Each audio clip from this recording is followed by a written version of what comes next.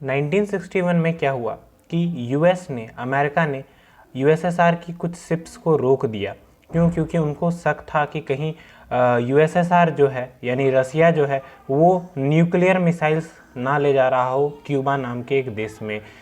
चूँकि उस समय वर्ल्ड वॉर टू ख़त्म हुआ था, 1945 के लगभग वर्ल्ड वॉर टू एंड हुआ था, तो दो सुपर पावर ही बची थी, एक थी यूएसएसआर और दूसरा था यूएसए, और ये दोनों ही न्यूक्लियर आर्म से लैस थी। और जब ये दोनों सामने हुई तो पूरी दुनिया एक तरीके से नर्वस हो गई कि कहीं वर्ल्ड वॉर 3 ना हो जाए। तो आखिर क्यों यूएसएसआर अपने न्यूक्लियर वेपन्स डिप्लॉय कर रहा था क्यूबा में, क्यों रख रहा था अपने न्यूक्लियर वेपन्स क्यूबा में, अमेरिका उसको क्यों रोकना चाहता था, और अमेरिका को कैसे पता चला कि वो न्यूक्लियर मिसाइल्स वहाँ पे रख रहा है, ये सब कुछ सारे क्वेश्चंस हम लोग जानेंगे एक थ्योरी को पढ़ करके या एक टॉपिक को पढ़ करके। उसका नाम है क्यूबन मिसाइल क्राइसिस। यहाँ पर हम लोग बहुत कुछ जानने वाले हैं, केवल टेक्स्ट से ही नहीं, टेक्स्ट के बाहर भी जानेंगे। अगर आप क्लास 12th के स्टूडेंट हैं तो बिल्कुल देखिए, अगर क्लास 12th के बाहर भी हैं और क्यूबन मिसाइल क्राइसिस को समझना चाहते हैं तो भी बिल्कुल देखिए, आपको निराशा नहीं होगी। मेरा नाम सृजन सुभाष है। अविचल स्टडी पे आप सभी का बहुत बहुत स्वागत है। तो चलिए स्टार्ट करते हैं। क्यूबन मिसाइल क्राइसिस को पढ़ने से पहले हम लोग देख लेते हैं कौन कौन से वर्ल्ड लीडर्स इसमें इन्वॉल्व थे। तो सबसे पहले जो इन्वॉल्व थे वो थे प्रेसिडेंट ऑफ यूएसएसआर यानी कि Nikita Khrushchev. Second world leader जो थे वो थे जॉन एफ कैनेडी जो कि अमेरिका के प्रेसिडेंट थे उस समय, और जो थर्ड थे वो थे फिडेल कास्ट्रो। ये तीन ही वर्ल्ड लीडर जो थे ये इन्वॉल्व थे in the Cuban missile crisis. Cuban missile crisis को एक हाई पीक कहा जाता है वर्ल्ड वॉर का। अब आप ये पूछेंगे कि ये चौथे व्यक्ति कौन है, तो ये चौथे व्यक्ति का नाम बटिस्टा है। बटिस्टा वो है, 1959 में क्या हुआ कि एक रिवॉल्यूशन हुआ और क्यूबा से लेफ्ट विंग की सरकार को हटा दिया गया, वहाँ पर से उसको भगा दिया गया, और जो फिडेल कास्ट्रो हैं ये बन करके आए नए प्रेसिडेंट। अंतर दोनों प्रेसिडेंट में ये था कि बटिस्टा पहले जो थे वो सपोर्ट करते थे यूएसए को और काफ़ी प्रो यूएस थे, और जो फिडेल कास्ट्रो थे वो रसिया के साइड लेते थे या सोवियत यूनियन के साइड लेते थे। ये बात अमेरिका को बिल्कुल भी पसंद नहीं था, इसलिए फिडेल कास्ट्रो और अमेरिका इन दोनों देश में फिडेल कास्ट्रो और कैनेडी इन दोनों वर्ल्ड लीडर्स में या उस समय के क्यूबा और अमेरिका में बिल्कुल भी नहीं बनती थी। ठीक है, तो क्यूबन मिसाइल क्राइसिस क्या है तो उसको हम लोग समझते हैं कुछ टेक्स्ट से। उससे पहले हम लोग मैप में क्यूबा कहाँ है, अमेरिका कहाँ है, ये हम लोग देख लेते हैं। आई होप आप लोगों ने वर्ल्ड मैप को देखा होगा, और अगर नहीं देखा तो बिल्कुल अभी ही देख लीजिए पूरे वर्ल्ड मैप को। इंडिया कहाँ है, अमेरिका कहाँ है, तो ये है America, United states of America. इसके ठीक नीचे में जो एक आइलैंड कंट्री है ये इसी का नाम क्यूबा है। और अगर मैं आपको रसिया को दिखाऊं यहाँ से, तो यहाँ से सोवियत यूनियन काफ़ी दूर है, यहाँ पर है Russia, the world's largest country in terms of areas. ये बहुत ही बड़ा है अभी भी, और सोवियत यूनियन के टाइम तो और भी बड़ा था। कजाकिस्तान, यूक्रेन, ये सारी कंट्रीज़ जो हैं वो रसिया की ही पार्ट थी। तो जो रसिया है वो अपने न्यूक्लियर आर्मामेंट्स डिप्लॉय कर रहा था क्यूबा में, और क्यूबा से वो बहुत ही आसानी से काफ़ी बड़ी रेंज को यूनाइटेड स्टेट्स के दाग सकता था क्यूबन मिसाइल से, न्यूक्लियर मिसाइल्स से। इससे अमेरिका बहुत चिंतित हो गया। क्यों? क्योंकि रसिया उतनी दूर से बैठ करके इतने अच्छे तरीके से अमेरिका पर हमला नहीं कर सकता जितना अगर क्यूबा में न्यूक्लियर मिसाइल्स डिप्लॉय हो जाएं तो वो कर सकता है। इसलिए अमेरिका इससे बहुत ज़्यादा चिंतित था। तो उसने क्या किया कि क्यूबा को क्वारंटाइन कर दिया, यानी यहीं पे क्यूबा को चारों ओर से घेर दिया और सोवियत यूनियन के शिप्स को यहाँ पर रोक दिया। तो आई होप आपको ये ओवरव्यू थोड़ा समझ में आ गया होगा। अब हम इसको डिटेल्ड में समझते हैं। ये है वर्ल्ड मैप भी, आप इसको भी देख लें। यहाँ पर है हमारा इंडिया, ये है अमेरिका, और ये है यूएसएसआर, और ये है छोटी सी कंट्री क्यूबा। क्यूबा एक स्ट्रेटजिक अलाय था सोवियत यूनियन का, और जो क्यूबा की जो गवर्नमेंट थी वो उस समय सोवियत यूनियन को सपोर्ट कर रही थी।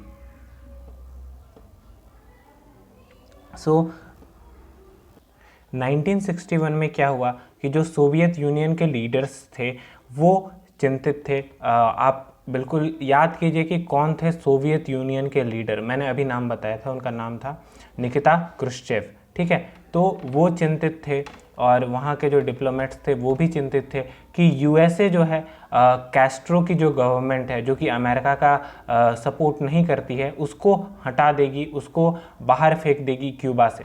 ठीक है, और इसलिए वो कुछ करना चाहते थे टू हेल्प द क्यूबा। क्यों? क्योंकि जियोपॉलिटिक्स में फ्रेंडली कंट्रीज़ बहुत इंपॉर्टेंट होती है, और ख़ास करके जब आपका दुश्मन यूएसए जैसा हो और आपकी दोस्ती क्यूबा जैसे उसके नज़दीक कंट्री से हो, तब तो चिंता करना बिल्कुल बनता है। और यूएसएसआर अपने आप ही चिंता नहीं कर रहा था, इसके पीछे कुछ यूएसए की हरकतें भी थी, वो मैं आपको बताता हूँ। ये आप डक्स्टर के मैप को देख सकते हैं। क्यूबा ये है और ये है बे ऑफ पिग्स। जब फिडेल कास्ट्रो बन करके आए प्रेसिडेंट, न्यू प्रेसिडेंट, और उन्होंने अपने उतने अच्छे टाइज नहीं रखे अमेरिका के साथ, मीन्स दैट अमेरिका की उतनी बातें नहीं मानी, तो ब्रिगेड 2506 जैसे CIA यहाँ पर हमारे यहाँ रॉ होता है, अमेरिका में CIA होता है, वैसा ही CIA जैसा ही एक एजेंसी है अमेरिका में, उसका नाम है ब्रिगेड 2506। ये इस जो कैंपेन है इसको लीड कर रहा था, और उन्होंने प्लान बनाया कि चूँकि क्यूबा बात नहीं मान रहा है अमेरिका की, तो क्या किया जाए कि इसको किसी तरह इन्वेड किया जाए, यानी कि इसको किसी तरीके से इसके अंदर जाया जाए, और फिर फिडेल कास्ट्रो जो यहाँ के प्रेसिडेंट थे उनको असैसिनेट या फिर मार दिया जाए, और फिर वहाँ पर फिर से बटिस्टा को बैठा दिया जाए। पर ऐसा करने के लिए अमेरिका ने अपने ट्रूप्स भेजे तो सही, पर वो सक्सेसफुल होकर नहीं लौटे। ये बहुत बड़ी गलती थी अमेरिका की। कई देश भी इसको मानते हैं कि ये बहुत बड़ी गलती थी अमेरिका की। इसमें क्या हुआ कि जो कैस्ट्रो की या क्यूबा की जो आर्मी थी, उन्होंने खदेड़ना शुरू कर दिया अमेरिका को, अमेरिकन ट्रूप्स को, और कई सारे जो अमेरिकन जो सोल्जर्स थे उनको बंदी बना लिया यहाँ पर क्यूबा में। तो उसके बाद क्या हुआ कि 17 अप्रैल 1961 को ये मिशन फेल हो गया।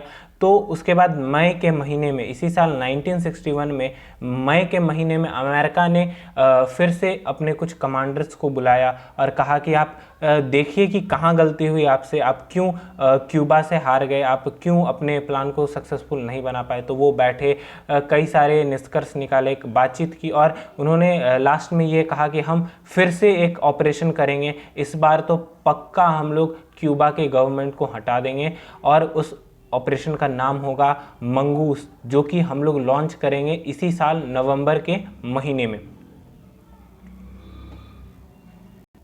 ये लोग कुछ कर पाते, उससे पहले निकिता क्रुश्चेव सचेत हो चुके थे। उन्हें ये शायद आशंका हो गया था कि चूंकि ये मिशन एक बार फेल हो गया है और जो कैस्ट्रो हैं इन पर काफ़ी खतरा है, तो उन्होंने कैस्ट्रो के साथ मिलकर के ये एग्रीमेंट किया कि चलिए क्यों ना हम दोनों मिल जाते हैं, और रसिया के कुछ न्यूक्लियर मिसाइल्स यहाँ पर हम क्यूबा में ला करके रख देते हैं, और सोवियत यूनियन का एक न्यूक्लियर बेस बना देते हैं क्यूबा को, यानी कि एक ऐसा जगह जहाँ पर से सोवियत अपने न्यूक्लियर वेपन्स को कंट्रोल कर सकता है। इससे क्या होगा कि भविष्य में अगर कभी यूएस हमला करता है फिर से बे ऑफ पिग्स इन्वेजन की तरह, तो रसिया ये कह सकता है या क्यूबा ये कह सकता है कि आप अपने ट्रुप्स को वापस ले जाइए, नहीं तो हम लोग अटैक कर देंगे अपने न्यूक्लियर मिसाइल्स से। जैसा एग्रीमेंट हुआ था ठीक वैसा ही हुआ। 1962 में ये इन्होंने न्यूक्लियर मिसाइल शुरू कर दिए वहाँ पे रखना, और ये एक तरीके से बहुत बड़ा खतरा था अमेरिका को, अमेरिका के बहुत सारे सिटीज़ को। तो उसी साल जो गर्मियों के महीने में क्या हुआ कि यूएस का U-2 जेट नाम का एक बॉम्बर या फिर एक जेट होता है, वो उड़ रहा था फ्रॉम द क्यूबा, उसके ऊपर क्यूबा के ऊपर उड़ रहा था, और उसने ये कुछ तस्वीरें खींची जो कि काफ़ी चिंताजनक थी। अगर मैं आपको जूम करके दिखाऊं ये तस्वीरें तो आप इसको समझ पाएंगे। देखिए उन्होंने जो बाय द वे ये विकीमीडिया का सोर्स है, तो यहाँ पर अमेरिकन एयरक्राफ्ट्स ने क्या कुछ खींचा है मैं दिखाता हूँ आपको। यहाँ पर टेंट्स उन्होंने देखे, ठीक है, कई सारे इक्विपमेंट्स देखे, और सबसे इम्पॉर्टेंट ये कॉन्वॉय देखा। यहाँ पर आप देख सकते हैं, ये आप छोटे छोटे ये जो हैं, ये एक सड़क है, और यहाँ पर आप देख सकते हैं 4-5 डॉट्स हैं। ये जो सारे डॉट्स हैं ये असल में डॉट नहीं है, बल्कि आर्म्स लिए हुए कई सारे व्हीकल्स हैं, यानी कि हथियार लिए हुए कई सारे जहाज हैं, कई सारे ट्रक्स हैं। और सबसे इम्पॉर्टेंट जो शायद इस इमेज में नहीं दिख रहा है, वो था सोवियत यूनियन का IL-28 बॉम्बर। IL-28 बॉम्बर क्या है? एक बहुत ही खतरनाक बॉम्बर है, उसका नाम था IL-28। ये न्यूक्लियर मिसाइल्स ने न्यूक्लियर बॉम्ब्स ड्रॉप कर सकता है किसी भी जगह पे। तो ये काफ़ी चिंताजनक था यूएस के लिए। ये खबर पहुंची न्यूली इलेक्टेड प्रेसिडेंट कैनेडी को। जब कैनेडी के पास ये पहुंची तो उन्होंने एडवाइज़र्स की अपनी एक टीम गठित की, और उन्होंने ये डिसीजन लिया कि हम लोग कुछ भी करेंगे, यहाँ तक कि हम लोग वॉर करने के लिए भी तैयार हैं। Will go to war to force Soviet Union to remove their nuclear weapons from Cuba. वो ये लड़ भी सकते थे, युद्ध भी कर सकते थे। उन्होंने कहा अगर क्यूबा से जो सोवियत यूनियन है वो अपने न्यूक्लियर मिसाइल्स नहीं हटाता है, ठीक है। और अगर आप पूछेंगे कि क्यूबा में जो न्यूक्लियर मिसाइल्स रखे गए थे वो क्या क्या चीज़ को रेंज कर सकते थे, यानी कहाँ कहाँ हमला कर सकते थे, तो ये मैं आपको यहाँ पे दिखा दूँ। ये है द ब्रिटिश लाइब्रेरी से लिया गया जॉन फ्रॉस्ट का न्यूज़पेपर। ये देखिए, ये है क्यूबा, ठीक है।